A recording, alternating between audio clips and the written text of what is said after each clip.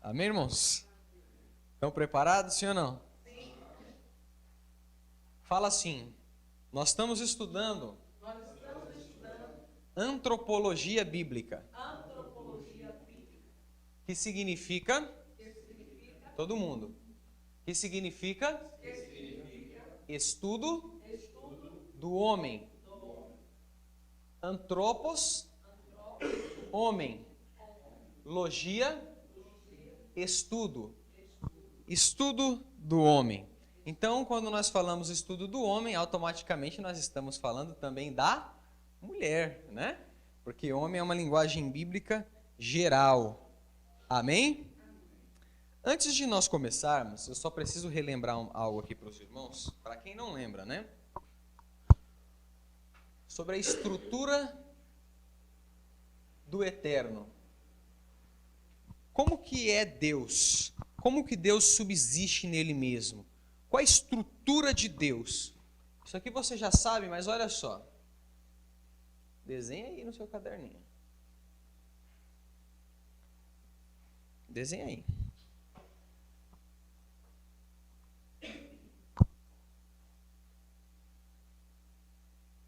Deus é espírito, sim ou não? Sim. Que tem almas, não é isso? Por quê? Nós aprendemos que o Pai é uma alma, não é isso? Aprendemos que o Espírito Santo é uma alma, não é isso? E aprendemos que o Filho, Jesus, é uma alma. Aprendemos que a essência de Deus é espírito, porque a Bíblia fala em João, aqui você já sabe, João 4:24, que Deus é espírito. Aprendemos que o Pai é uma alma. E o que é alma, irmãos? O que é alma? É a pessoa, é o eu, exatamente. Então a alma é o eu, é a pessoa em si. Então nós, seres humanos, somos uma alma. Por quê? A alma é o eu da pessoa. E o corpo? Boneco. Então o Pai é uma alma. Por quê? Ele tem vontade, intelecto e sentimento. Isso está onde que ele é uma alma? Vamos ver onde está. Amós 6:8. Mostra que o Pai é uma alma, sim ou não? O Filho também é uma alma. Onde que está escrito isso? Mateus, você já sabe disso, irmãos. 26:38. Porque o Filho é uma pessoa, que ele tem vontade própria. O Espírito Santo também é uma pessoa. Nós vemos isso em Atos, capítulo 13:2, Efésios 4:30, e vemos isso também em João 14:26. Então, Deus, ele é espírito, ele tem uma essência espiritual que subsiste em 3 pessoas, 3 almas. E essas almas, elas só têm paz, elas só são só se torna Deus só é por causa do Espírito Santo, não é isso? Porque ele é o vínculo que está escrito em Efésios 4:3. Então, tudo isso aqui nós já estudamos e os irmãos lembram disso. Deus, então, ele fala assim, Deus... Que é isso, irmãos? Acorda, tá cedo, mas acorda. Fala assim, Deus, ele é um espírito que possui alma. Então, Deus é alma e espírito. Isso aqui os irmãos já sabem, não é isso? Alguém tem alguma dúvida sobre isso? Não, né? Tá bom, então essa é a estrutura de Deus, não é? Amém. Se você quiser escrever isso aí, pode escrever. Se quiser tirar foto, pode tirar foto. Bom, nós temos Deus, então, a estrutura de Deus. E nós temos os anjos. Vamos deixar os anjos aqui um pouquinho.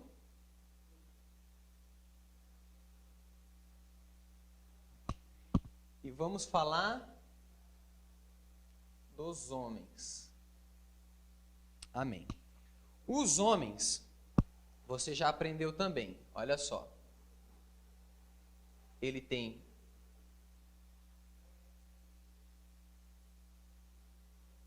um espírito, sim ou não? Sim. Ele tem uma alma, sim ou não? Sim. E ele tem um corpo, não é isso? Então vamos lá. O que é isso aqui? Boneco, corpo. O que é isso aqui? Alma. E o que é isso aqui? Espírito o quê? Humano. EH, espírito humano. Então vamos lá. Com isso, nós aprendemos, para quem não sabe ainda, nós vamos aprender uma palavrinha nova. O homem, ele é tricótomo. Repito assim, o homem é tricótomo. Por que tricótomo? Tri de 3.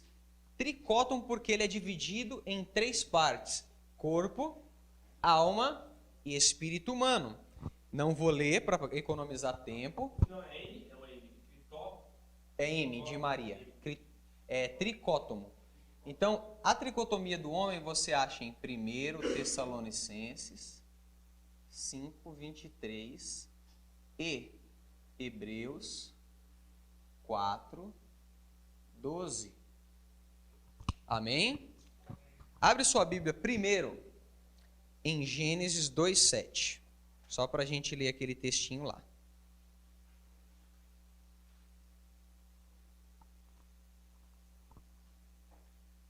Gênesis, capítulo 2, versículo 7. Diz assim, olha.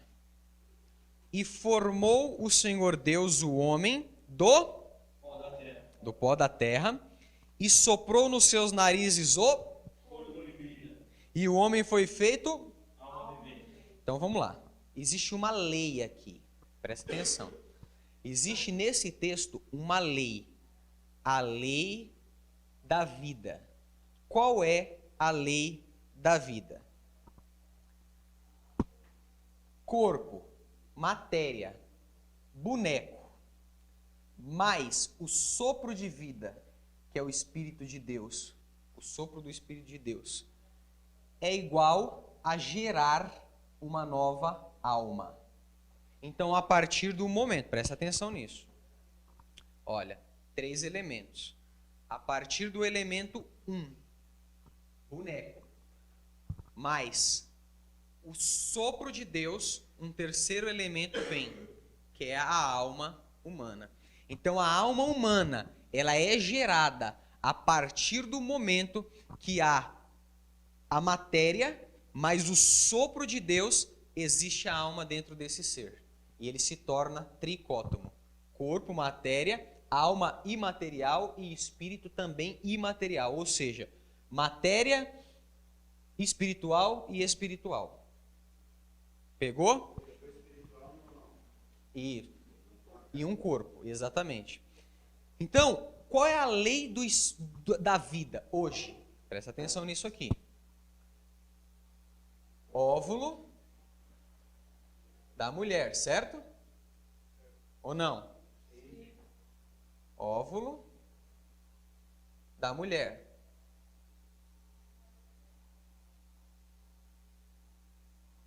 Espermatozoide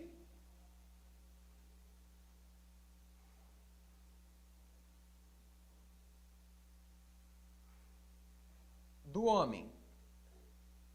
O espermatozoide, ele adentra ao óvulo, não é isso? e faz uma fecundação, não é isso? Quando isso acontece, a lei é automática, a carne está pronta. Então, automaticamente, o espírito vem e a alma é gerada. É a lei da vida, é a lei que Deus fez. Então, o boneco de Adão não estava pronto para vir o espírito? Sim ou não? Então, o boneco estava pronto, vem o espírito, gera a alma. Aqui, o boneco está pronto. Então, automaticamente, vem o espírito e a alma começa a existir. É automático isso. Na fecundação. Porque ali, ele já há vida, porque Deus já sopra automático. É automático, não é que Deus ele vem, é automático. Já tem o sopro de vida naquele informe, já tem o sopro de vida e a alma já começa a existir a partir daquele momento. Por quê? Isso aqui é a carne, isso aqui é a parte humana, é o boneco. Tá pegando? Pergunta assim, o que significa isso? Que o aborto, em qualquer nível, ele se torna pecado. Aí você fala, o cientista entende disso? Não, o cientista não, mas pela Bíblia sim. Por quê? Se aqui é uma lei, corpo mais espírito humano é igual a alma, então aqui, corpo, automaticamente vem o espírito humano, então automaticamente ele se torna uma alma, uma vida. Então ele já é um ser. Se ele for abortado, ele vai para o seio de Abraão. Mas é pecado porque é homicídio. Certo? Mas o tema não é aborto hoje. Isso aqui é só para os irmãos saberem da lei da vida. Então tá. É muito claro isso aqui, não é? Que o homem é feito de 3 partes? Sim ou não? Sim. Então vamos lá. Abra a sua Bíblia. Em Hebreus 4, 12.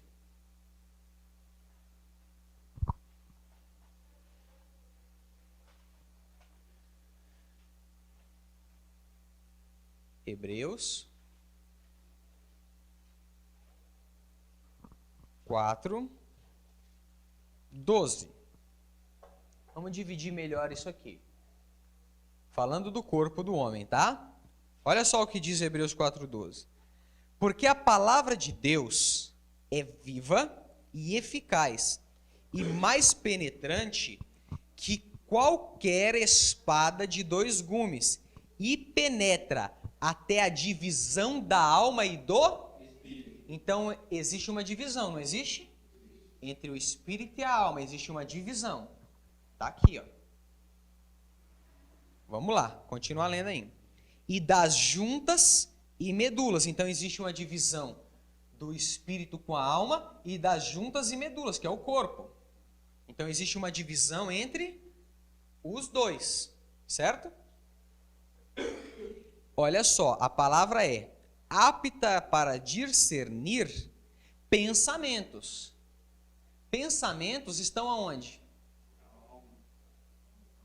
Na mente, que faz parte aqui a divisão entre o corpo e a alma. Só que tem um problema. Aqui ela fala mais, ó. E intenções do coração. Que o coração é algo a mais. O coração não pode ser a mente. Então nós temos assim, ó, uma divisão. A palavra de Deus ela é capaz de fazer a divisão entre a alma e o espírito. Entre juntas e medulas, que é o corpo, então ela faz uma divisão entre a alma e o espírito e o corpo. É apta para discernir pensamentos, que a gente já sabe que fica na nossa mente, e também intenções do coração, que é algo superior. Até aqui tudo bem? Sim ou não? Sim. Pode perguntar, se tiver pergunta. Tá, então vamos lá. Entre o corpo e a alma nós temos a mente. Entre a alma e o espírito humano nós temos o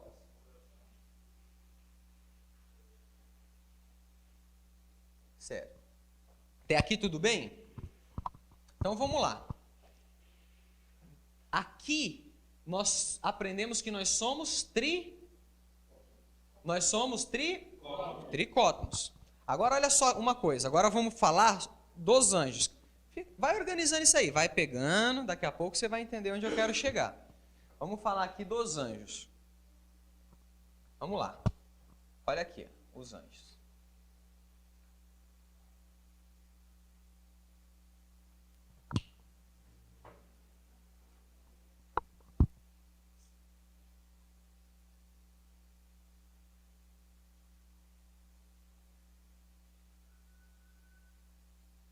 Olha só. A alma não é uma pessoa? Não é a personalidade da pessoa, sim ou não? Sim. Não é? Então vamos lá. A Bíblia diz, já está em Hebreus, abre aí. Hebreus 1,14.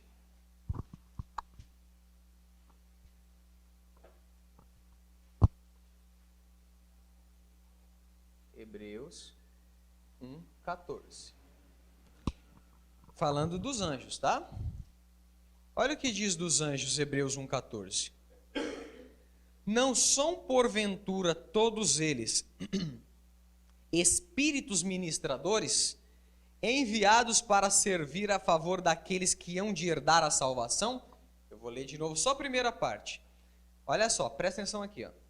Não são porventura todos eles espíritos ministradores? Pergunta, o que é isso? Nós, seres humanos, somos alma que possuímos corpo e espírito. Não é isso? Porque corpo é boneco, espírito é fôlego de vida e alma é eterna, que a gente vai ser, não é isso? Que vai para o Hades ou para o seio de Abraão. Não é isso? Basicamente, amém. Os anjos, aqui está falando que eles são espíritos ministradores. Mas como espíritos ministradores, na essência, eles têm alma. Por que eles têm alma? Porque a alma é a personalidade. Personalidade é vontade, inteligência e sentimento, não é isso? Repita assim, vontade, inteligência e sentimento. Os anjos têm vontade? Ontem falaram que não. Mas tem ou não? Sim? Quem acha que sim, levanta a mão. Quem acha que não, levanta a mão. Ele tem, porque eles não escolheram Deus ou Satanás. Hoje eles não servem a Deus porque eles escolheram.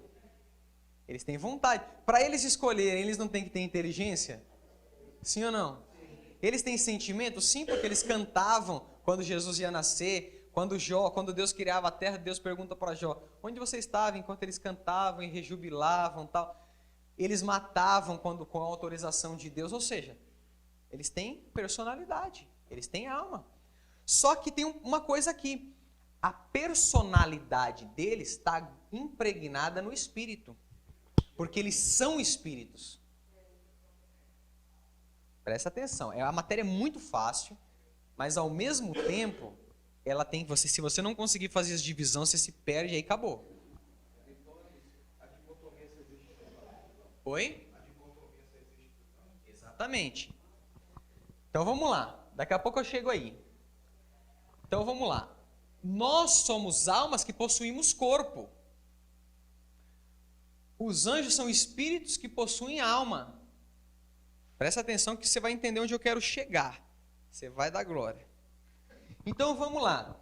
O homem, ele é tricótomo. Por quê? Espírito humano, alma humana e corpo humano. Os anjos, eles são alma e espírito. Então eles são automaticamente, uma palavrinha para quem não sabe, dicótomos. Exatamente. Por que dicótomos? Porque eles só têm duas partes. Eles têm corpo? Presta atenção aqui. Eles têm corpo? Não. Sim ou não? Não, eles não têm corpo. Corpo físico. Eles têm? Não. Não, eles não têm corpo físico. Ou têm? Não. Fala assim, para você pegar. Os anjos não possuem corpo físico. Isso. Presta atenção. Ó. Aqui entra aquela regra muito clara que você já aprendeu, mas eu só vou passar de novo, presta atenção. Olha só. Terra, homem. O que é o corpo, que eu já expliquei para os irmãos anteriormente? Passaporte. O corpo é um passaporte para nós vivermos na terra. Por quê? A terra não é material? As coisas não são materiais? Então eu tenho que ter um corpo para viver na terra, porque é matéria. Então anjos podem viver na terra? Não. Porque a essência deles não é da terra. Então, ó, a casa original deles não é aqui. Eles podem estar aqui, mas eles não são moradores daqui. Os anjos podem dominar a terra? Não, porque Gênesis falou, homem, Deus falando para o homem, domine. É você que domina a terra. É o homem que domina a terra. Então, anjos não dominam a terra, eles não têm corpo físico, eles não têm autorização de dominar a terra. Então, nós sabemos que na ocasião da rebelião de Lúcifer no trono de Deus, ele foi jogado nas regiões celestiais, porque a casa de Satanás, dos demônios, se chama regiões celestiais, porque a nossa luta não é contra os corpos nem o sangue, como é que é? É aonde que a nossa luta principal. E aonde que fica essas potestades? Então, a luta é nas regiões celestes. A casa deles é região celeste. Você já aprendeu isso. Por isso que quando ele caiu do trono para as regiões celestes, quando ele larga o seu domicílio. Agora, se você conhece um pouco da Bíblia, você pegou. Judas fala que existiu anjos que não guardaram o seu domicílio. Ou seja, anjos caídos que saíram das regiões celestes e vieram para a terra. Só que na terra, demônios não podem estar. Eles podem estar, mas é ilegal. Porque eles não têm corpo físico. Se ele não tem corpo físico, ele pode dominar na terra? Ele não tem corpo físico. Aí Jesus fala, vocês podem expulsar. Nós só podemos expulsar demônios, não é porque nós somos bons, é primeiro porque ele nos deu autoridade, e segundo porque demônios não podem morar na terra. Eles estão ilegais. Aqui tem outros segredos que eu vou passar para os irmãos mais para frente. Lembra disso? Ou não? Então, como demônios não têm corpo físico, olha só, anjos e demônios têm a mesma estrutura espiritual. Estou falando aqui não de glória, não estou falando disso, estou falando de estrutura espiritual. Eles são dicótomos, eles não possuem corpo. Por que Satanás, porque Satanás é uma expressão, por que os demônios possuem um corpo? É a única forma de eles têm, não é de estar, é de dominar.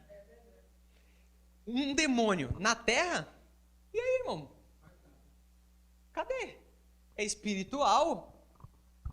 Agora, em pessoas, ele influencia nações, ele influencia reis, presidentes, senadores, deputados, famílias, pais de famílias, jovens, solteiros, casados, e aí ele domina sobre a terra. É uma forma de ele dominar sobre a terra, possuindo um ser humano. Se ele não possuir um ser humano, ele não pode dominar, porque só domina quem tem corpo. Tá pegando? Só estou falando isso. Não é isso que eu quero dizer ainda, mas tudo bem. Então tá, aqui você já está aprendendo algumas coisinhas. Isso aqui é só curiosidade. Quando os demônios, eles caem do trono de Deus para as regiões celestes, eles são anjos caídos. E quando eles saem de lá e vêm para a terra, eles são espíritos imundos. Por quê? Está agindo na ilegalidade. Aqui ele é considerado ainda um anjo, caído. Mas é anjo. Quando ele vem para a terra, ele perde toda a legalidade dele. Que já perdeu, aqui ele já está preso. Aqui a região celestial é a prisão deles. Quando eles fogem da prisão e vêm para a terra, eles se tornam espíritos imundos ou demônios. Só curiosidade isso aqui, pode perguntar. No caso, então, esses demônios eles não foram pro Hades porque eles eram de cosmos, não tinha corpo. Por isso não foi pro Hades quando caíram do trono. Então, nesse caso que ele não foi para o Hades é porque ele estava esperando um julgamento final. Então, quando ele sai do trono, ele vem para a prisão, que é as regiões celestes. Aqui eles tinham que ficar até o julgamento deles. Só que eles não obedecem. Então, eles vêm para a terra. Eles não foram para o Hades porque ainda não houve o julgamento deles. No final de todas as coisas, a Bíblia fala que vai haver o julgamento de Satanás e dos demônios, que são anjos caídos. E aí eles vão ser jogados no lago de fogo, no inferno, exatamente. Deu para pegar até aqui? Sim ou não? Aqui tinha mais um segredo, mas eu vou deixar para outra aula, que esse é forte. Eu vou falar só por cima. Os demônios, eles temem um lugar. Pergunte qual? Qual? Todos os demônios, eles temem um lugar. Não, que lá de fogo. Não, um lugar. A igreja, honestamente, a Bíblia fala que enquanto Jesus estava na ceia, tomando a ceia com os discípulos, a Bíblia fala que tem um entre nós que é Satanás, que é diabo. É o próprio. Então, não vou falar para você que um demônio ele não pode estar, ele não pode... Não, eu não vou falar isso. Agora, existe outro segredo, mas... Bom, tem um lugar que eles temem. Mas eles temem mesmo. Quando eles ouvem falar esse lugar, eles se arrebentam. Pergunte qual? Que lugar é esse? Pergunta? Que lugar é esse? Pergunta? Que lugar é esse? Glória a Deus pela sua vida. Meu Deus, não fala desse lugar.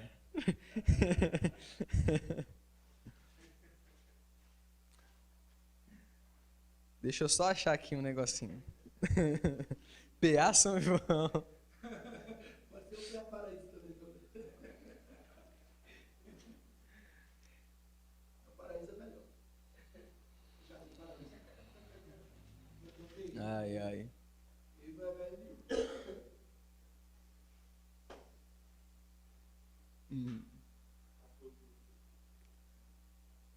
Olha só. Vamos ler essa passagem? Onde ela está? É Lucas 8. Presta atenção, isso aqui é forte. Lucas 8. A partir do 26.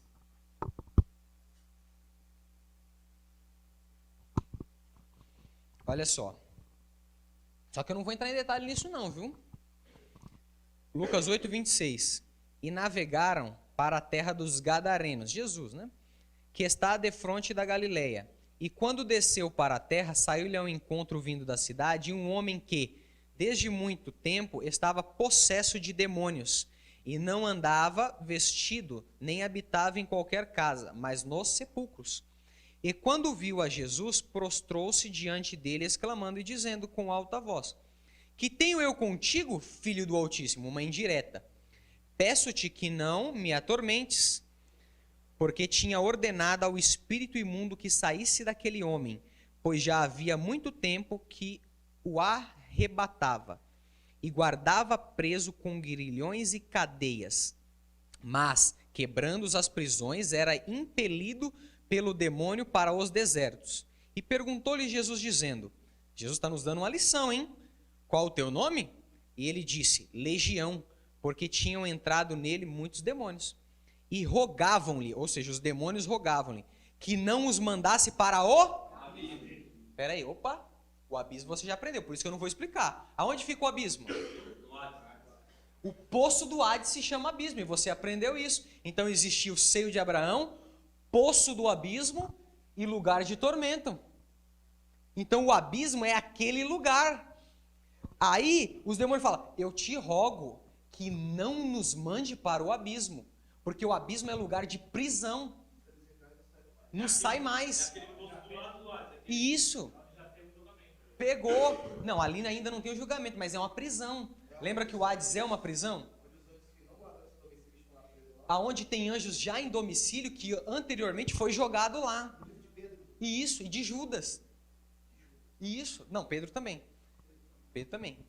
Então, existem anjos lá que já estão lá.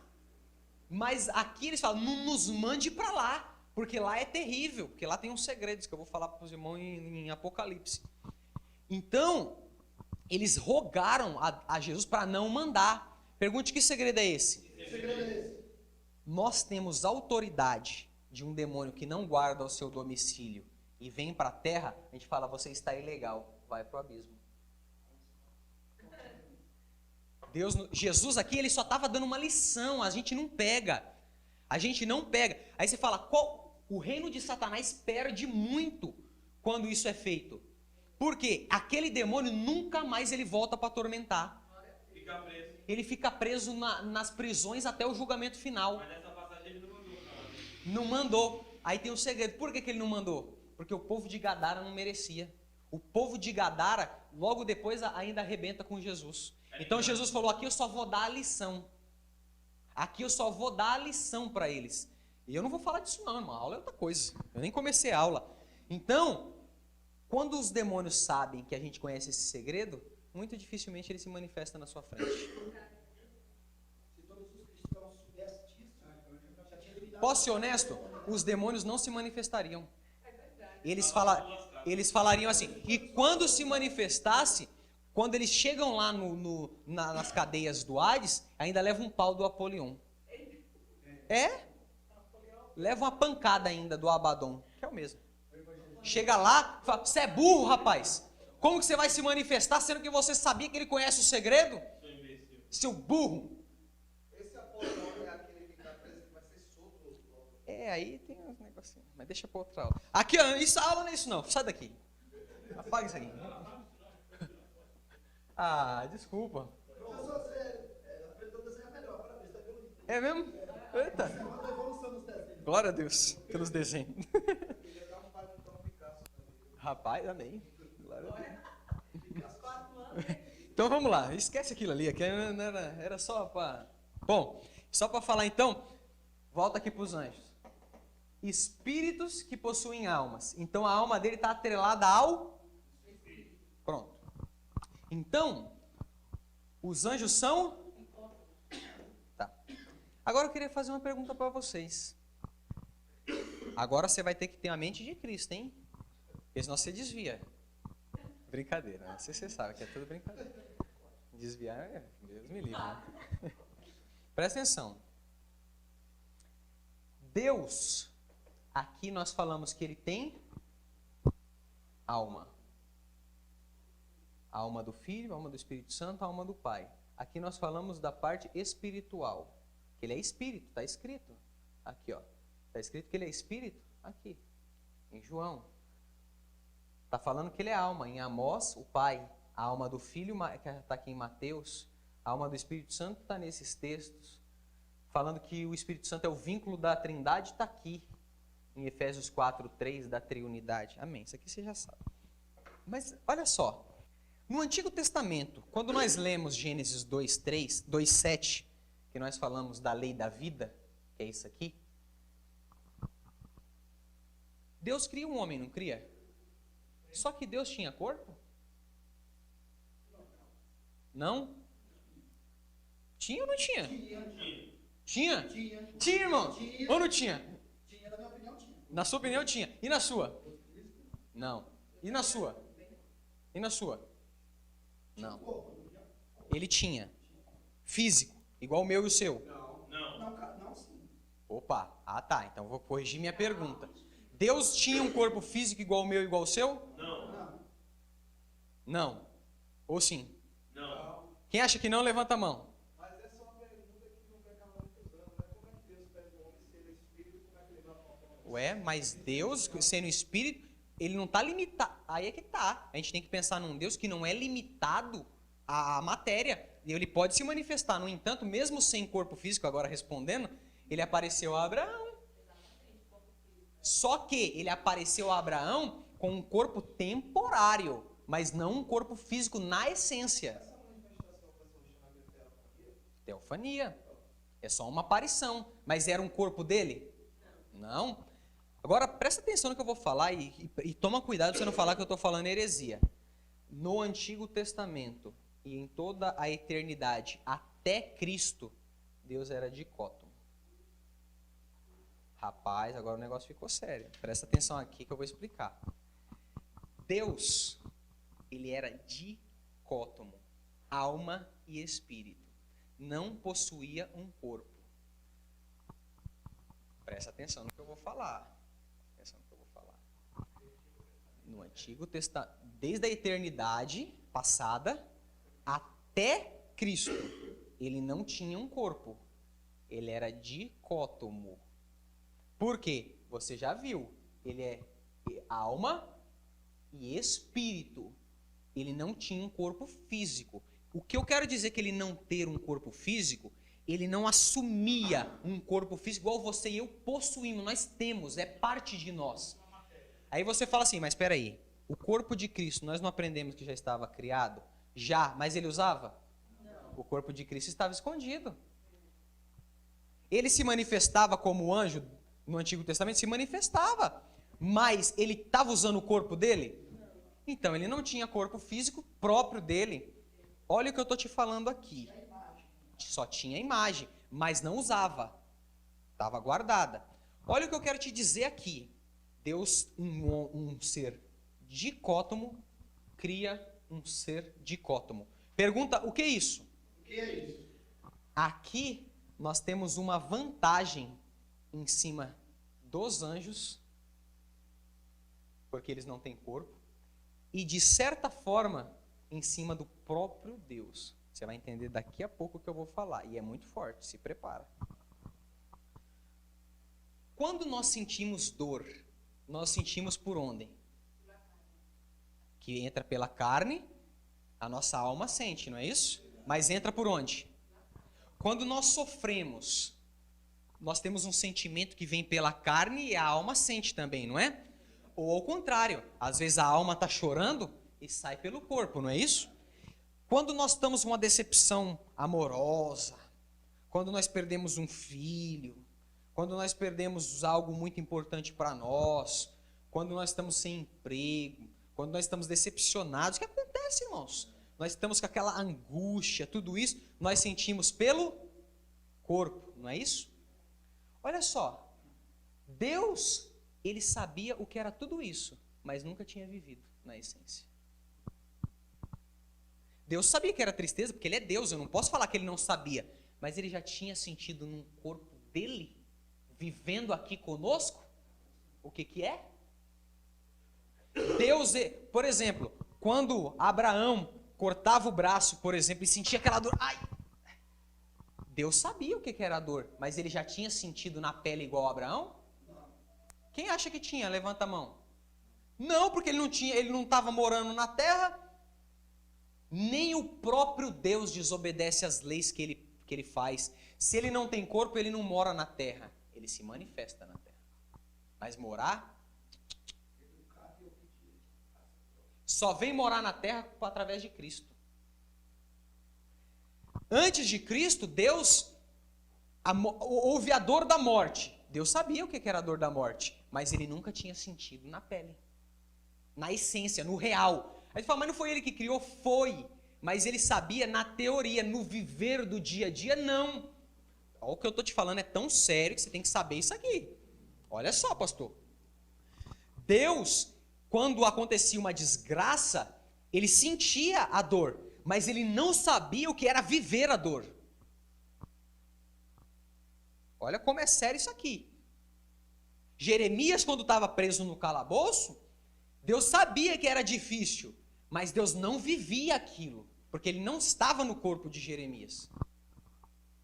Quando José estava na cisterna, ele sabia que era difícil estar na cisterna, mas ele não sentia o que era estar na cisterna, porque não era ele em corpo que estava lá.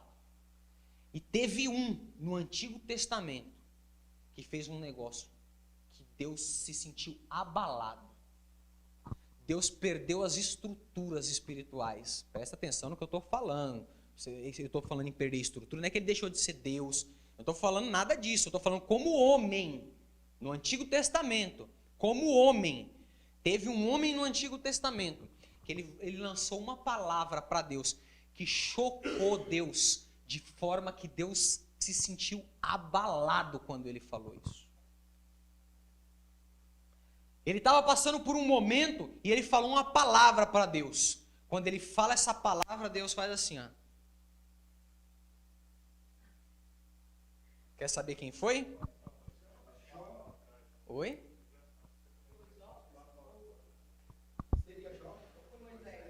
Fala de novo, rapaz. Fala de novo. Foi Jó? Foi Jó? Será? Quem acha que foi Jó? Eu acho que foi Moisés. Foi Moisés? Fala de novo. Jó. Foi Jó. Jó era fenomenal. Jó era demais. Você e eu hoje pecamos, não pecamos? E muitas vezes nós queremos falar, estamos na prova de Jó. Mentiroso. Mentiroso. Você é pecador miserável. Às vezes nós estamos passando pela prova porque nós merecemos. E Jó? A Bíblia fala que ele não tinha mal, ele não merecia. Deus tocou nele, presta atenção no que eu vou falar. Injustamente, ele não merecia passar por aquilo. Mas Deus é soberano, tinha um propósito em tudo aquilo ali. Presta atenção. Vem cá, Júlio. Ó, Deus é justo, não é? Fica aí um pouquinho. Fica aqui do meu lado. Ó, eu vou ler o texto. Quando eu ler o texto, se você não der um glória a Deus, se você entender, você dá um glória a Deus bem alto. Se você não entender, você dá um glória a Deus por fé, porque você vai entender depois. Ó. Abre a sua Bíblia num livro antes de Salmos.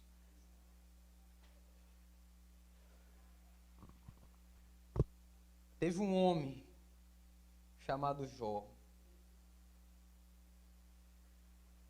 que no momento da sua tribulação, ele falou uma palavra, Júlio. Olha só o que ele falou. Jó 9:32. Ele olhou para Deus e falou assim, ó. 9:32, ele falando aqui, ó. Porque ele, ou seja, porque Deus, olha o que ele falou para Deus. Porque ele não é homem como eu. Presta atenção. A quem eu lhe responda, vindo juntamente a juízo. Você nem glória a Deus deu. Você está desviado.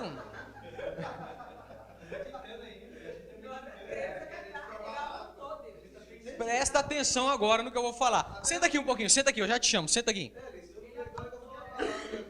Presta atenção no que eu estou te falando. Ele olha e fala assim, ó. Ele não é homem como eu. Ou seja, ele não sabe o que eu estou passando. Sabe o que Deus sente na eternidade nesse momento? Um verdadeiro impacto, um verdadeiro choque. Ele fala assim, realmente, como homem, eu não sei. Como homem, eu não sou homem. Realmente eu não sou. Jó está certo, mais uma vez. E Deus olha para Jó e fala assim, Jó, você é demais, Jó. Você é fenomenal, você toca em mim. Olha, Jó. Vem cá, Júlia, agora. Aí Deus fala assim para Jó, mas Jó não escuta. Jó, eu sei que... Vem cá, vem pra cá. Jó, eu sei que você não é homem. Eu sei que eu não sou homem. E eu sei que você é homem. Eu sei que você está passando tudo isso, Jó. Mas, olha, isso é só por um momento. E isso que você está passando, além de ter um propósito que eu vou te dar tudo em dobro, eu vou restaurar suas casas, eu vou restaurar sua fazenda, eu vou restaurar tudo aquilo que você perdeu, tudo aquilo que você não tinha, eu vou te dar tudo mais, mais e mais e mais. E os seus amigos que estão aí, eu vou fazer você orar para ele, e quando você orar, eles vão ter que dar riqueza para você, eles vão ter que dar oferta para vocês ainda, para você ainda. Depois de tudo isso, mas tem um propósito maior, Jó. Sabe que propósito é esse? É porque você não deve, não é? Não. E mesmo assim Satanás te tocou, não tocou? Ele tocou em você, não tocou, Jó? Então, Jó, você ainda não sabe, mas o livro que vai ter o seu nome, ele vai ter um propósito muito grande. E esse propósito, sabe qual é, Jó? É que no seu livro, eu vou fazer o próprio julgamento de Satanás no seu livro. Através de um homem, através de você, eu vou julgar uma potestade, um principado, eu vou julgar Satanás através do seu nome, Jó. Então aguenta mais um pouco. Você me tocou. Eu sei que eu não sou homem, mas tem um propósito maior.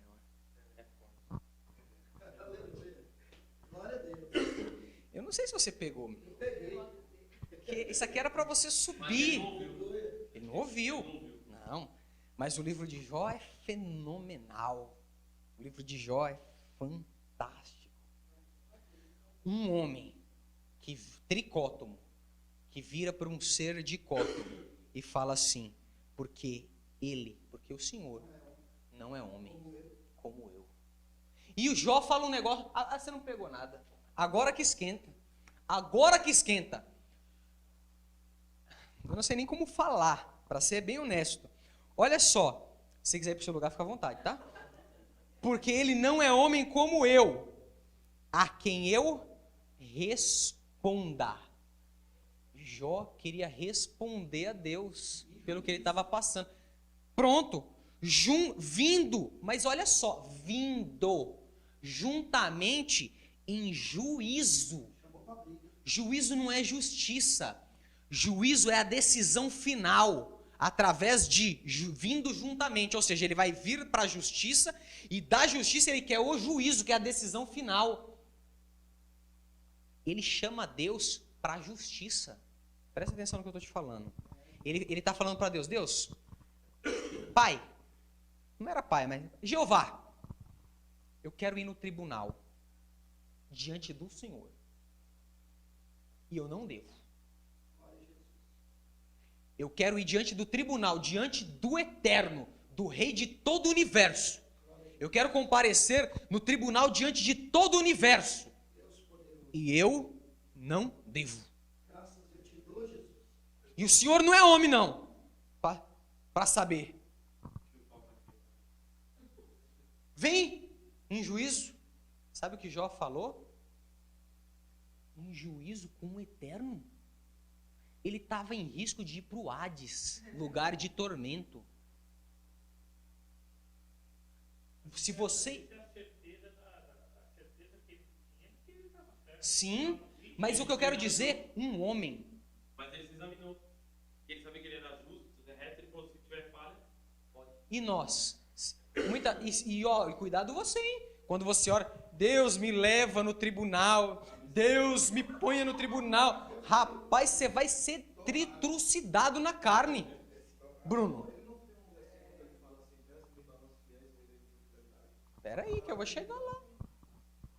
Sim, mas nessa palavra que você falou agora, no versículo 33, ele resume. Ele fala: não há entre nós hábito que ponha a mão sobre nós. Ele tinha garantia da sua vida diante de Deus. Sim.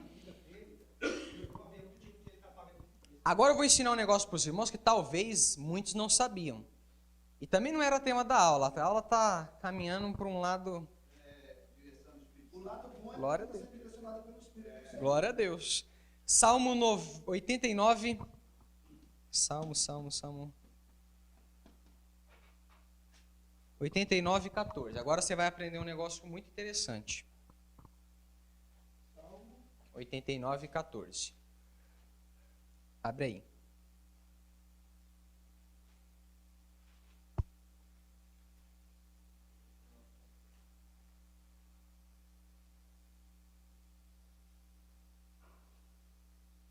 É esse trono aí, né?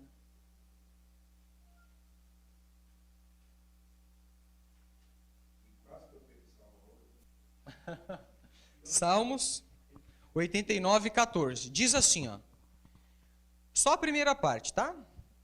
Justiça e juízo são a base do teu trono. Então, peraí. A base do trono do Eterno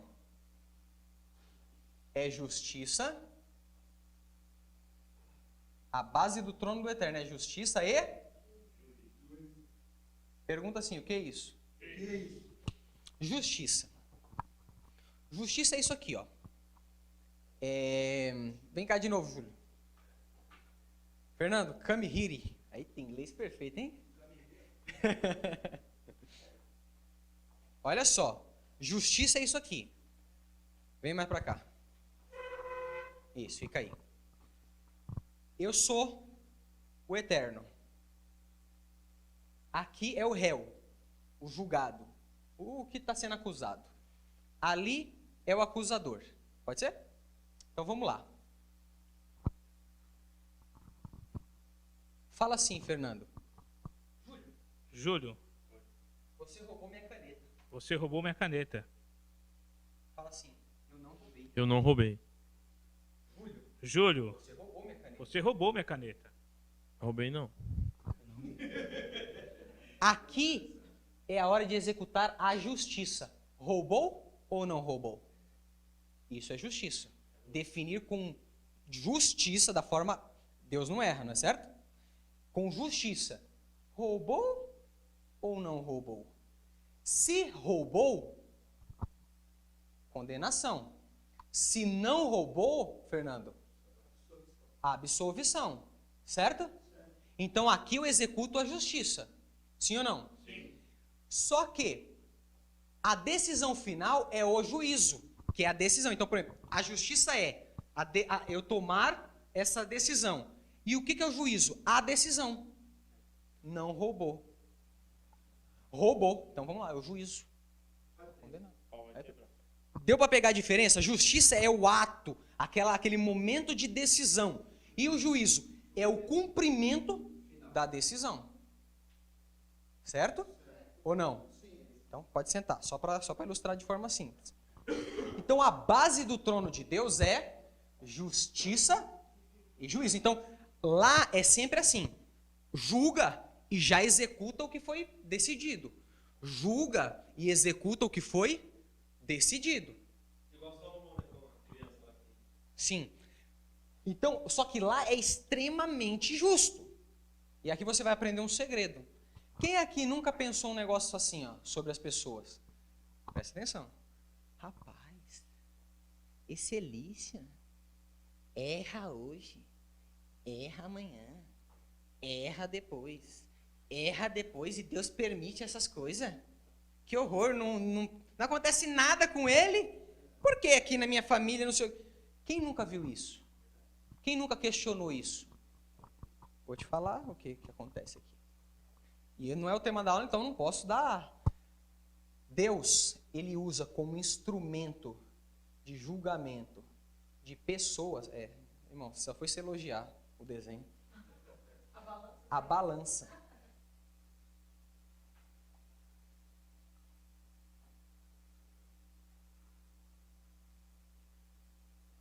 Pergunta o que é isso?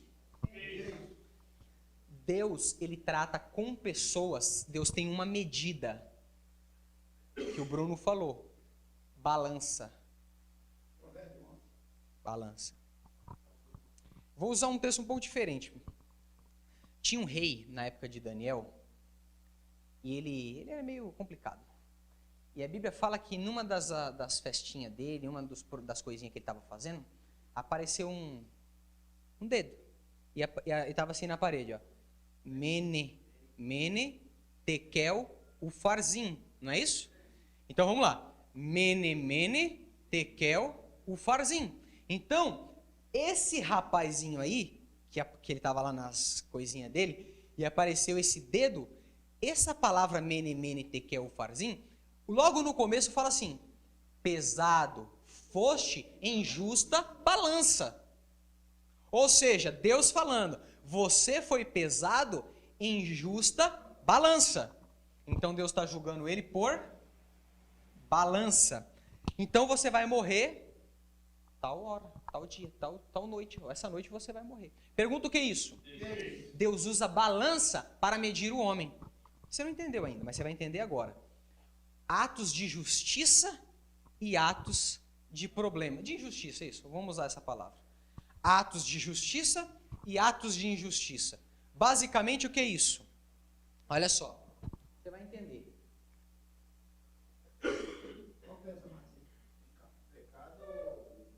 Tá. Vamos deixar a vermelha para simbolizar o pesado, tá? E o azul para simbolizar o mais leve. Aí, ó, eu vou alimentando o pecado. Aí eu vou e começo a cometer atos de justiça.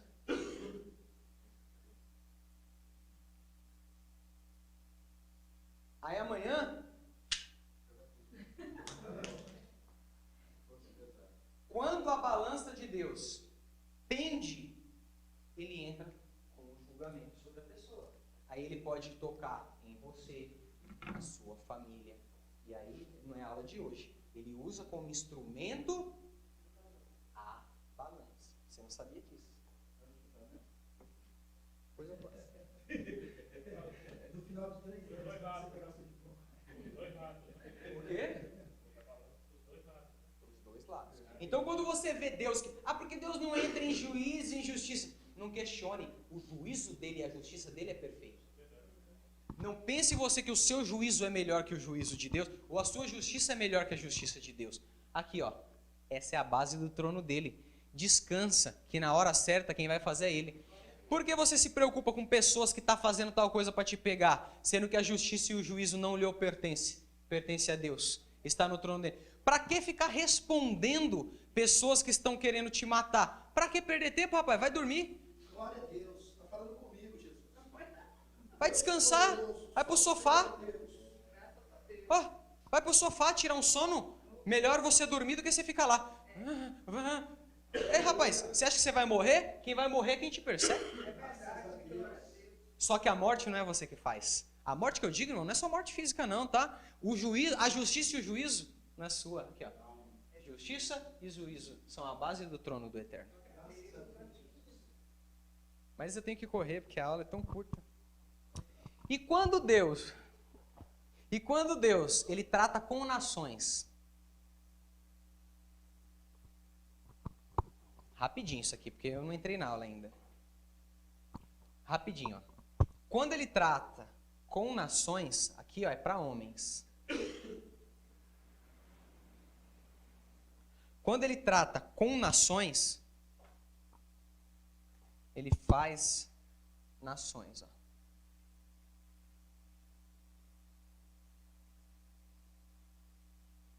Ele trata com cálice. Deus tem um cálice para cada nação da terra. Pergunte, prove para mim. Mais forte, irmão. Prova para mim. Prova para mim. Só vou falar de Gênesis 15. De Gênesis, quando Deus fala com Abraão. Deus promete uma terra para Abraão, não promete? Sim. O que ele faz? Quando Abraão entra na terra, ele dá todas as terras para Abraão? Ele fala, olha, ainda minha ira não está completa sobre os 7 eus, os heteus. Né? Não está completa sobre os 7 eus. Então, a promessa está feita agora, já é sua. Eu falo no presente, mas você só vai tomar posse lá na frente. Por quê? Porque o cálice ainda não está cheio. Porque Deus é justo. Deus, se ele pega a nação naquela época e dá todos aqueles povos para Israel ou para Abraão, ele está sendo injusto, ele está destruindo uma nação que não precisava ser destruída. Uma nação que não merecia ser destruída naquele momento. Só que os anos passam. Os anos passam. Aí vai preso no Egito o povo, sai do Egito, levanta Moisés, morre Moisés, levanta Josué. Começa-se a se cumprir o que foi prometido para Abraão aqui. E Josué começa a entrar nas terras. Pergunta por quê? Por quê? Porque o cálice da ira de Deus estava se transbordando sobre aquelas nações. quando o pecado daquelas nações está na gota lá, Deus ainda não destrói. Quando derrama, Deus entra com juízo, como entrou em Nínive. O cálice de Deus se encheu contra Nínive. Mas aí teve um segredo em Nínive. Mas a ordem foi, destrói. Todo aquele povo da época de Josué entra e destrói.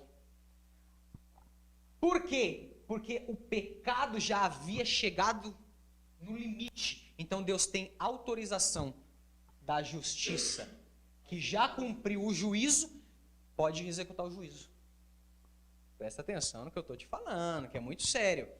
E agora você vai aprender um pouquinho mais, se você tem a mente de Cristo, porque Deus matava a criança. Quando Deus chegava nessas nações, nação perversa, desgraçada, todo o povo, não era um, não tinha um justo, como Sodoma e Gomorra. Porque, lembra de Sodoma e Gomorra? Aí Abraão, não, mas se tiver 10 justos, eu não vou destruir. Se tiver 5, não, nem Ló prestava. Nem Ló estava bem. Ló achava que as filhas eram virgens. As meninas não eram virgens, ó. Faz tempo. Estava enganado, coitado. Bobão. Deus, ele só age com seguida de. Então, quando chegava no limite, Deus falava, vai, pode arrebentar. Só que aí entra um negócio que muitos questionam. É para matar as crianças. E aí muitos falam assim, um Deus que mata criança não é um Deus de amor. Um Deus que mata criança não é um Deus de paz. Um Deus que mata crianças não é um Deus que merece a minha atenção. Só que você não pode pensar como homem. Você tem que pensar com a mente de Deus. Pergunte como. Deus, ele é onisciente. Ele já sabia que aquela criança, quando ela crescesse, ela ia se tornar um deles. Perversa. E ela, se ela se tornasse perversa, o que ia acontecer com ela? Morte eterna. Sim ou não? Quando ele entrava em juízo contra aquela nação e matava as crianças, pergunta o que Deus estava fazendo? Um ato de misericórdia. Por quê? A criança que morria estava sendo salva por Deus. Deus, na sua onisciência, falava, mata. Nós, como seres humanos, ai que horror. Sim, eu compartilho dessa ideia com você, uma criança morrer. Mas e para a eternidade, que é a visão de Deus? Mais um que nasceu para a eternidade. Mais um que ia para o seio de Abraão gozar da vida eterna. E que ressuscitaria e que vai morar eternamente com o Senhor. Então, na nossa visão, horrendo. Na visão de Deus, somente misericórdia e amor. E aqui, para as nações, juízo. Simplesmente.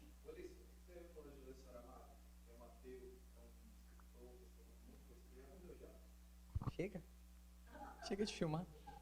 Você está filmando? Não. Pausa. Pausa. Eu fico com vergonha. Eu estou filmando ali, mas eu fico com vergonha. Tá bom.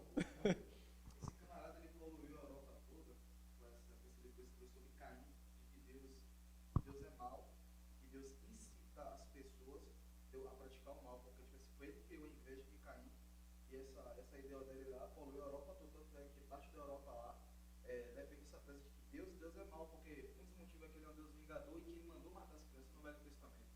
E na visão dele, nós que estamos na mente de Cristo, a visão dele, Deus é mau e incita a inveja pelo fato de Deus, ele cria, tipo assim, eu tenho uma promessa na sua vida, eu vou fazer isso e isso. Aí o irmão do lado cai, entendeu? Poxa, por que ele não eu? Aí ele fala que nessa ideia Deus cria inveja no irmão, quando ele se faz uma promessa a um, beneficia outro e não o outro. Porque é a visão humana, né? Assim, porque não sabe que lá na frente a pessoa vai ser. Então, essa ideia das crianças aí, que ele fala, há muitas pessoas da Europa lá que são ateus, acreditam que Deus é mau pelo fato de mandar matar as crianças. Então, o Bruno falou bem. Uma visão humana. Como homem, eu também vou pensar. Você acha que é fácil pegar uma criança de 3, 4 anos e matar? Não é. Para mim, não é. Mas para a eternidade, você vai chegar lá e vai se alegrar com ela. você estava lá naquela cidade? Ah, muito prazer. Se ele estivesse nessa aula hoje, está mais outra situação. Glória a Deus. A pessoa vai crescer mesmo chegar lá na comunidade. Vai, mas aí... Não, você perdeu as aulas, rapaz. Fica aí. Bom, peraí, vamos voltar. Volta aqui. E você estava na aula que eu expliquei isso. Então, mas com que sentimento? Um sentimento espiritual. Não, mas eu sei, mas com dor? Não. Mas isso aí é outra aula mesmo. Então vamos lá, agora eu vou entrar aqui no que eu queria explicar. Deu para pegar essa parte? Isso aqui é matéria para outras aulas, todos os textos eu dou depois. Olha só, uma coisa interessante. Então, um Deus dicótomo cria um ser tricótomo. Tá. A Bíblia diz, agora vamos olhar para cá. Nós somos homens. E a Bíblia diz em Salmos 8, versículo 5. Salmos 8. Que nós somos criados menores que os anjos, sim ou não? Menores que os anjos. Nós somos criados menores que os anjos, ou não? Sim. E tem vantagem nisso? Não? Tem muita vantagem nisso. A vantagem de ser homem é enorme e você não faz ideia da vantagem que você tem. A vantagem de ser homem e não ser anjo é enorme. Você vai entender agora por quê. Deus, quando ele planta o jardim, olha aqui é o jardim, tá? Deus, quando ele planta o jardim no Éden e coloca lá o homem e coloca a mulher, no meio do jardim, aqui no jardim, ele coloca árvores, não é?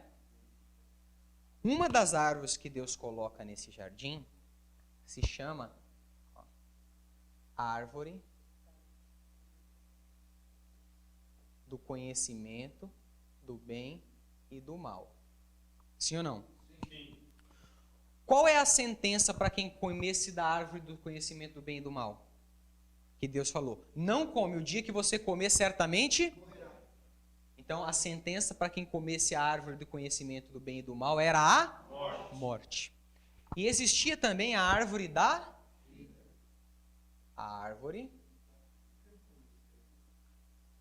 vida. Sim ou não? Então o homem, ele estava em prova para tomar a sua decisão. Ou comer a árvore do conhecimento do bem e do mal, ou comer da árvore da vida. Amém.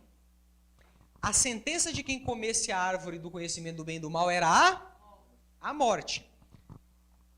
Agora, uma suposição. Se o homem comesse a árvore da vida, ele seria?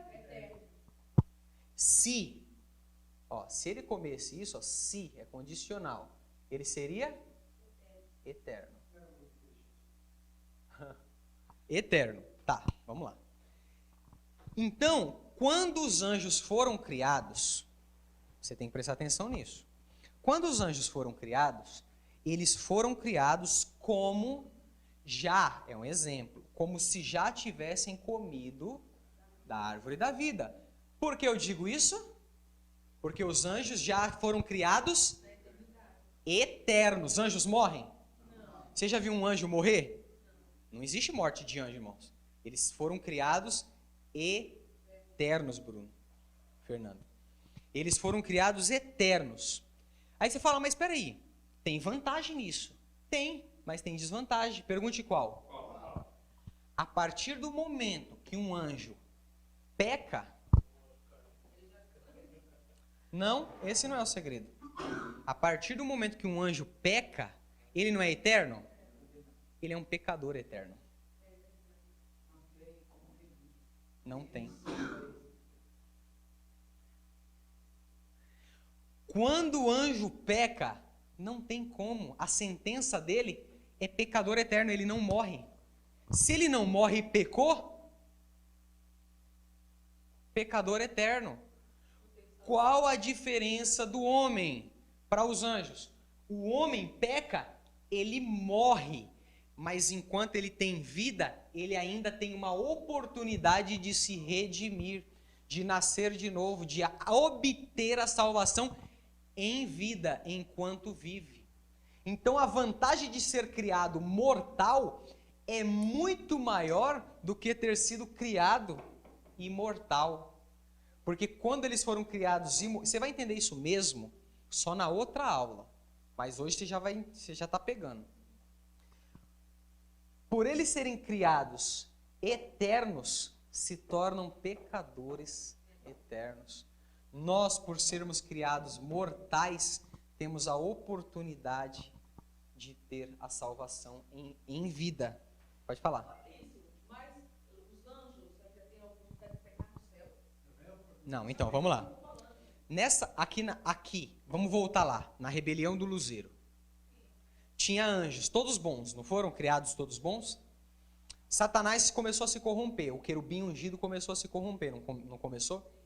Ele não começou a levar outros anjos? Ali era a decisão deles. Não, hoje não. Hoje anjo não peca mais. Porque foi assim, ó, presta atenção, nós precisamos dividir uma coisa. Os anjos também passaram por uma prova. Só que nós vamos estudar isso em amartiologia, que é a próxima matéria. Eles passaram por uma prova. Quando eles decidiram o que eles queriam, os anjos bons, vamos chamar assim, eles foram eleitos. Pergunto o que é isso? Nunca mais estão sujeitos a pecar. E os pecadores? Pecadores eternos. Então, bons eternamente, maus eternamente. Você não quer ser naquele,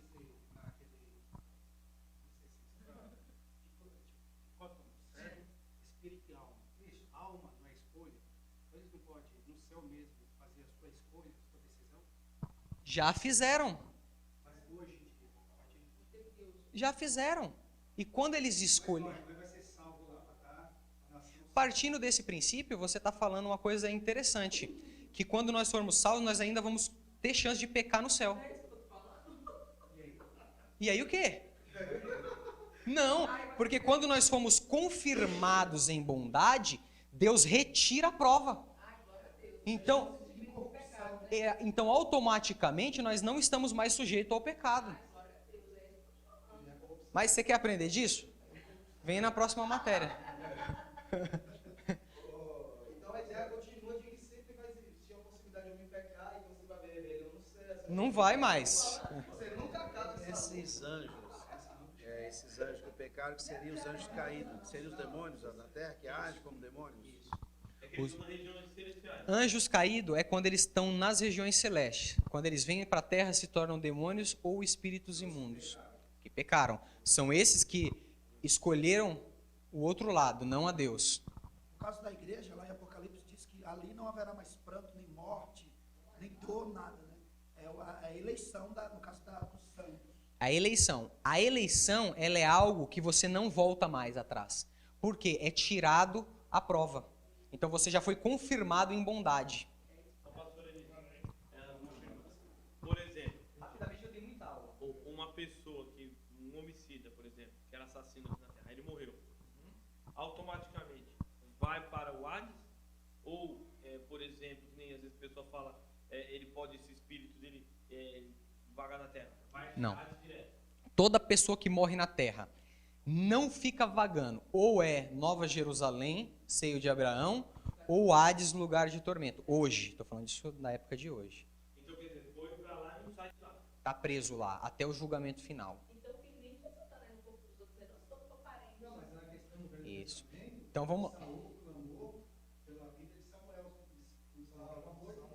Ele apareceu. Quem falou isso? Irmãos, vamos lá, volta para cá que isso aí é outras matérias. Só uma perguntinha, é uma dúvida que às vezes o cara tem. A Bíblia fala que a pessoa, quando conhecer Jesus, né, a partir de conhecer Jesus, a pessoa que não teve oportunidade, por exemplo, de conhecer Jesus, que às vezes tem lugares aí que a pessoa morre e não tem nenhuma oportunidade. Hoje não, né? Mas usei uns 30 anos atrás. Por exemplo, se a pessoa que ela morreu sem Cristo, ela vai ser naquela balança? Aí tem outros segredos, tem os livros. Vamos estudar isso na matéria depois de amartiologia, que se chama soteriologia. Só você ficar mais 2 meses e meio que dá para...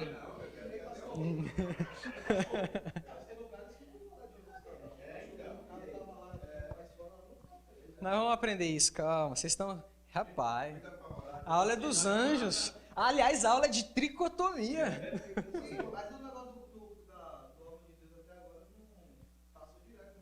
Como?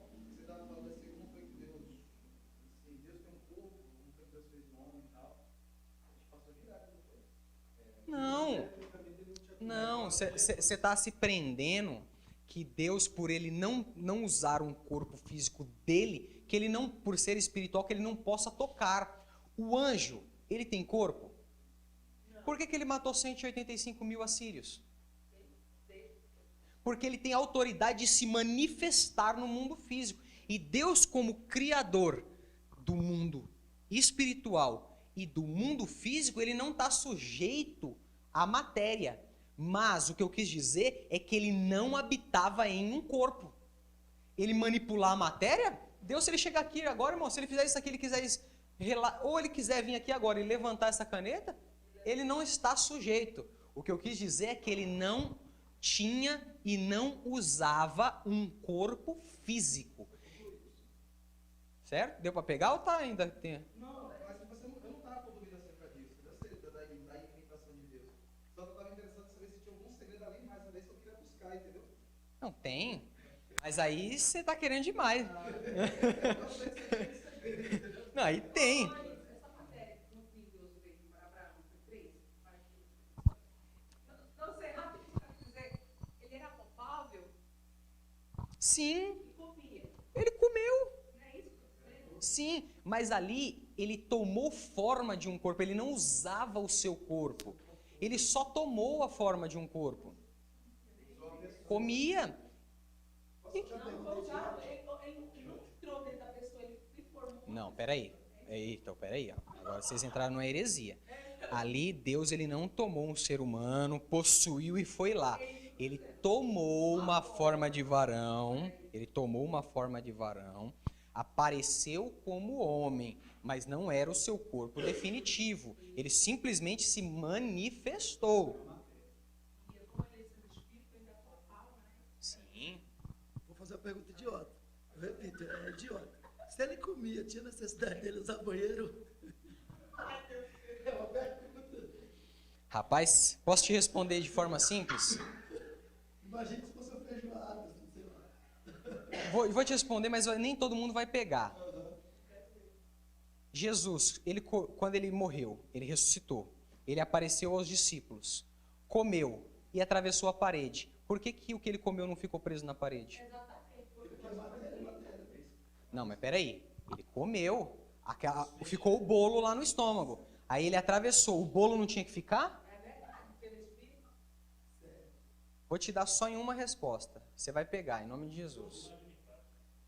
Apocalipse fala que os olhos de Cristo são como chamas.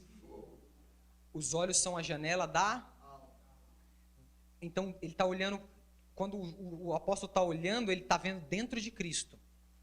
Ele está conseguindo enxergar além dos olhos. Ele está vendo dentro de Cristo. Dentro de Cristo, então, tinha fogo, combustão.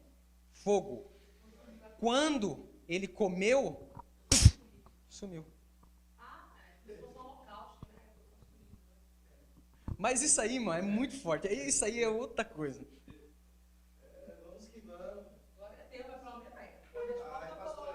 E um dia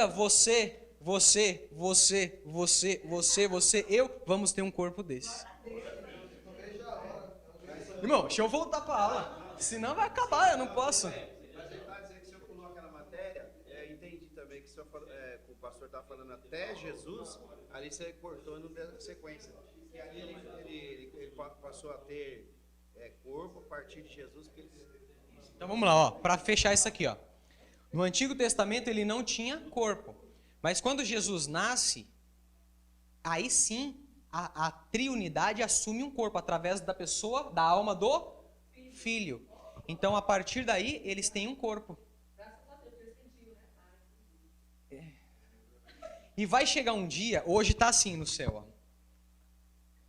Hoje está assim no céu. O Pai, sem um corpo físico, e o Filho com um corpo físico.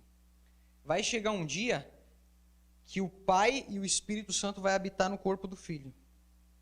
E um trono vai ficar livre. E aquele que vencer, darei direito de se assentar no meu trono. Porque toda a plenitude da divindade habita no corpo do Filho. Por isso que os unicistas distorcem um pouco, mas os trinitarianos têm mais facilidade de entender isso. Exatamente.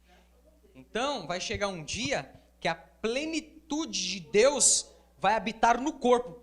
Posso ser honesto? Deus, na plenitude, vai ter um corpo. Glorificado, mas um corpo. E os anjos? Eles não vão ter corpo, irmão. Eles não vão ter corpo. Só nós. Então é por isso que de glória em glória nós crescemos. E depois que nós sermos salvos, nós vamos ser feitos maiores do que os anjos. Porque nós temos corpo. Chegou? Chega, gente, chega. Oi. Não, o planeta é outra coisa. Meu Deus. Então vamos lá, volta. Aqui, ó. Então os homens, eles foram criados menores, mas no final vai ser maior que os anjos. Qual é a vantagem de ser criado menor? Que a gente pode morrer e tem um tempo de se arrepender. Amém? Os irmãos querem que eu continue ou querem que eu pare?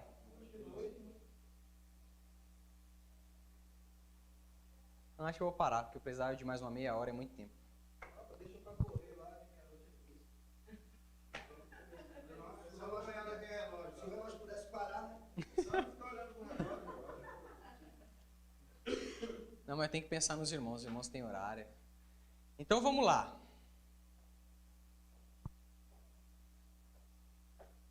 Meu Deus.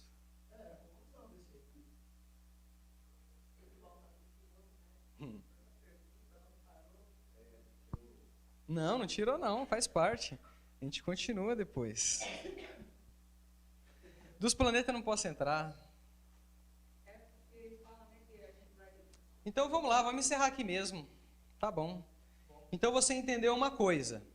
Vou dar só mais uma coisa, hein? Isso é rápido. Quem precisar aí pode ir, mas fica à vontade. Olha só, esse segredo aqui, isso aqui é muito forte. Se você pegar, mas eu não sei se você vai pegar. Abre sua Bíblia em Levítico 20.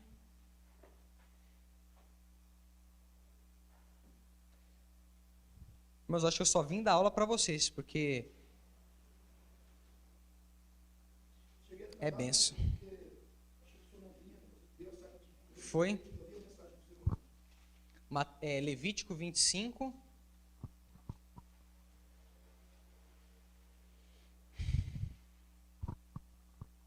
Vou apagar aqui, tá? Essa parte da árvore aqui. Pode apagar? Olha só, hein? Deu para aprender alguma coisa até agora? Muita coisa? Olha só o que o texto diz de Levítico 25, 29 em diante. E quando alguém vender uma casa de moradia em cidade murada, então a pode resgatar, até que se cumpra o ano da sua venda. Durante o ano inteiro será lícito o seu resgate. Mas se passando-lhe um ano inteiro ainda não se for resgatada, então a casa que estiver na cidade que tem muro, em perpetuidade, ficará ao que comprou, pelas suas gerações, não sairá no jubileu. Olha aqui. Nós temos aqui 3 elementos. Uma casa,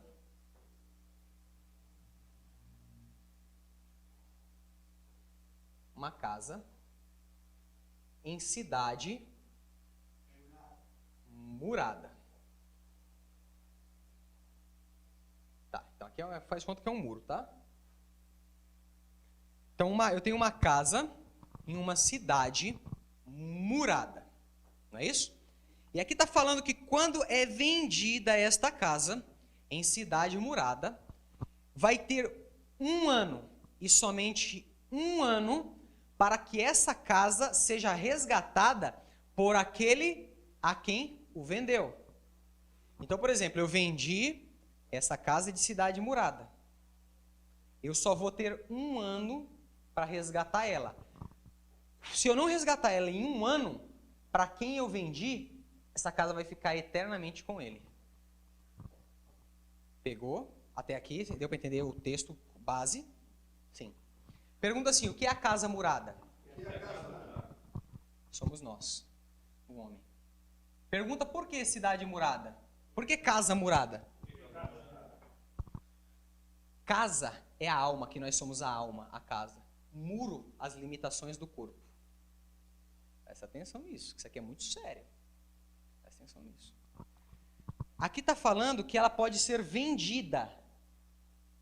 Para quem nós fomos vendidos? Adão vendeu nós. Adão vendeu a terra e a alma dele para Satanás. Por isso que a Bíblia fala em Mateus 4, quando Satanás chega em Cristo, fala assim, eu te darei todos esses reinos, porque a mim foi entregue. Por quem? Adão. Por Adão. Deu autoridade para ele. Presta atenção, esse assunto é de horas, mas estou resumindo. Então Adão vendeu o homem. E o homem é uma casa, que é a alma, a pessoa, em cidade murada.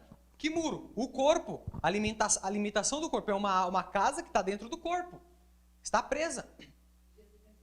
Quando essa casa é vendida, ela só tem um ano para ser resgatada. Um ano. Pergunta, que ano é esse? O período da sua vida. Um ano. É o período da sua vida. Então, enquanto estiver em vida, poderá ser resgatada. Como? Quando nós aceitamos o resgate de Cristo. E temos o Espírito Santo, que é o selo de posse de Deus para conosco. Deus, ele tem na terra, se ele olhar agora assim, ó, da sua eternidade, ele pode olhar, eu tenho tantos mil selados. Que é a posse, é o selo de posse. O Espírito Santo na vida de uma pessoa é o selo de posse. Sem o Espírito Santo não vai ser salvo. Não é batismo no Espírito Santo. A gente já entendeu o que é diferente. Aí você fala assim, mostra para mim. Então, peraí, eu tenho um ano para aceitar como meu Salvador, é isso? Sim. Abre a sua Bíblia em Isaías 61, 1. Porque tem que ser rápido. Isaías. E dá glória a Deus. Ah, gostoso aqui, gente. Isso. Falando de Jesus, ó. Olha só, se você agora tiver a mente de Cristo, você vai entender esse texto. Isaías 61, ó, Levítico 25, 29 em diante, Isaías 61, 1 e 2. Olha o que diz Isaías. Falando de Cristo, o Espírito do Senhor Jeová está sobre mim, porque o Senhor me ungiu para pregar as boas novas, olha só, as boas novas, aos mansos, enviou-me a restaurar os contritos de coração, a proclamar a liberdade aos cativos e a abertura da prisão aos presos, olha o Hades aí também, olha só, e a pregoar o ano aceitável do Senhor, e apregoar o ano aceitável do Senhor. Olha para cá. Jesus, ele não veio para pregar a salvação? E que ano aceitável é esse? Se arrependa enquanto você tem vida. Ó, eu sou Jesus, eu vim para resgatar e tá. O ano aceitável é a sua vida. Porque vindo depois disso, a casa murada, ela não pode ser resgatada. Ela vai ficar na mão de Satanás, no bom sentido, vai ficar com ele para sempre. E o dia da vingança? Esse aqui é para os salvos. É o dia que ele vai vir vingar. Que nós vamos estar juntos e para os condenados vão sentir. E a consolar a todos os tristes. Volta para Levítico. Aqui tem dois sentidos. Primeiro, as almas, as pessoas da terra presas nas cadeias de Satanás. E os cativos eram os cativos que estavam no Hades, que ele tirou e levou para Nova Jerusalém, lembra? Ezequiel.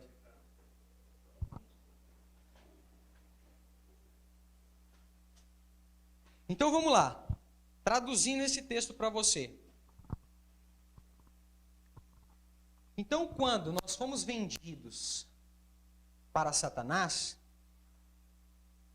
que é a nossa casa murada, que é o nosso corpo, nós podemos resgatar em um ano, que é o ano aceitável. Pergunta assim, a palavra ano significa o quê?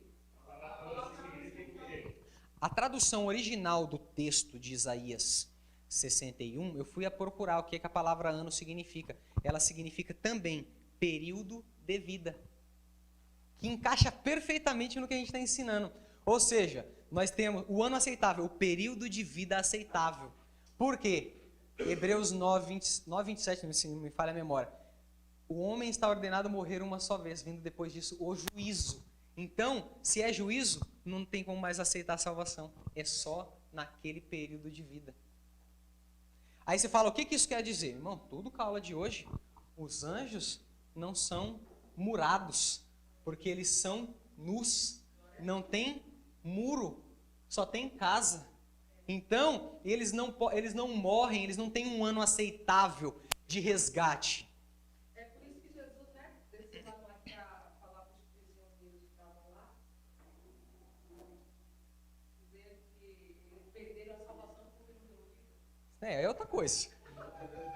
Mas tem a ver com o tema. Olha, então vamos lá. O que isso tem a ver com a aula de hoje? Tudo. Os anjos não são murados. O que é murados? Não tem corpo. Repita assim, os anjos não são murados. Eles não têm corpo. Para os anjos, não foi oferecido o ano aceitável. Porque Jesus veio morrer por cidade, por casa murada, por homens e não por anjos. Então, irmãos, aqui mora a grande diferença. Anjos pecadores eternos. Nós, casa murada. Temos alma, que é a casa, e temos corpo, estamos presos. Mas essa prisão é bom, porque nos dá um ano aceitável, me dá um período de vida aceitável para sermos salvos. Deu para pegar? Fica de pé. Não dá mais para... Passou muito tempo.